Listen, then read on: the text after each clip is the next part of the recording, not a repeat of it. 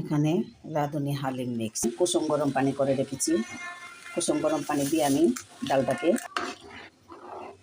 বিসমিল্লাহির রহমানির রহিম। আসসালামু আলাইকুম। আরও একটা নতুন ভিডিওতে আপনাদের স্বাগত। আজকে আমি রান্না করব, আজকে চতুর্থ রমাদানের ইফতার হচ্ছে হালিম। আমি হালিম কীভাবে রান্না করি এবং কি কি মশলা দিই সব কিছু দেখতে পাবেন এই ভিডিওতে। তেল দিয়ে দিলাম, কয়েকটা এলাচ, 2 টুকরা দারচিনি হাল আর পেঁয়াজ দিয়ে এগুলো ভেজে নিচ্ছি। পেঁয়াজ ভাজাটা আমি বেরেস্তার লেগে উঠিয়ে নেব। পেঁয়াজ বেরেস্তা হয়ে গেছে, আমি এবার উঠিয়ে নিচ্ছি। এখন দিয়ে দিচ্ছি আদা রসুন। পেঁয়াজটা বেরেস্তা করে উঠিয়ে নিলাম, ভেজে নিচ্ছি। প্রথমে দিয়ে দিচ্ছি হলুদের গুঁড়া, আর দিয়ে নিচ্ছি ভাজা জিরার গুঁড়া, দিচ্ছি ধনিয়ার গুঁড়া, মরিচের গুঁড়া। এবার এগুলোকে একটু ভেজে নিই। লবণ, আমি চিকেনগুলো দিয়ে দিব। চিকেন দিয়ে হালিম মিক্স রান্না করছি, রাঁধুনি হালিম মিক্স চিকেন দিয়ে। এখন আমি দিয়ে দিচ্ছি প্যাকেটের মশলাটা। 2 প্যাকেট হালিমের জন্য 2 প্যাকেট মশলা নিয়ে তারপর আমি চিকেনটা দিয়ে দেবো। দিয়ে পরিষ্কার করে রাখা চিকেনগুলো দিয়ে দিলাম। গরুর মাংস দিয়ে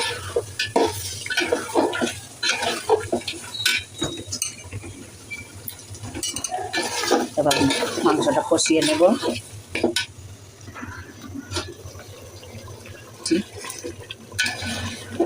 মাসকলার ডালটা দিয়ে দেবো।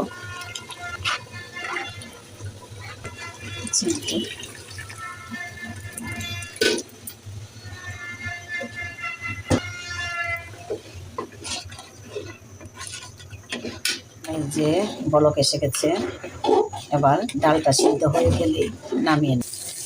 হালিম হয়ে গেছে।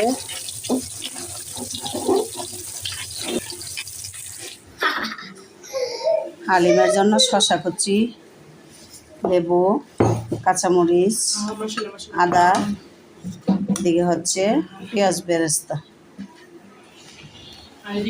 আর এই হচ্ছে হালিম। এখানে হচ্ছে তরমুজ, এখানে হচ্ছে শরবত, এখানে হালিম মাংস আর লইয়া খাইছে। আমি বাইয়া দিতেছি।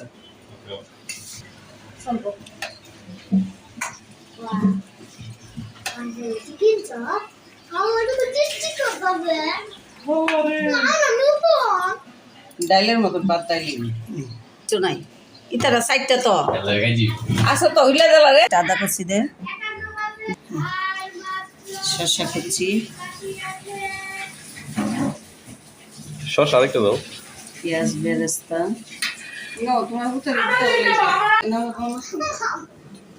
নেরিয়ান কা চামচ লো, ছোট চামচ লো, বুঝিস না হন।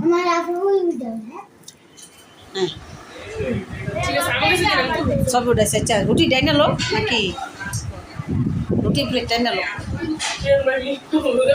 সবাই রোজাদার দেখি।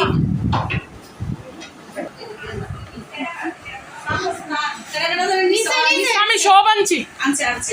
হ্যাঁ মোরা লিখো আমরা যাই।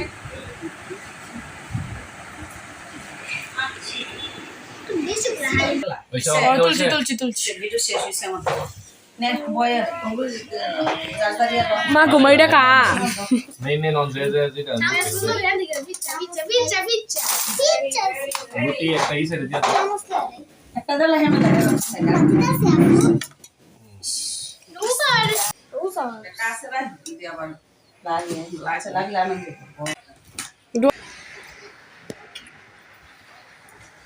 খেজুর খাও রোজাদার ব্যক্তিরা,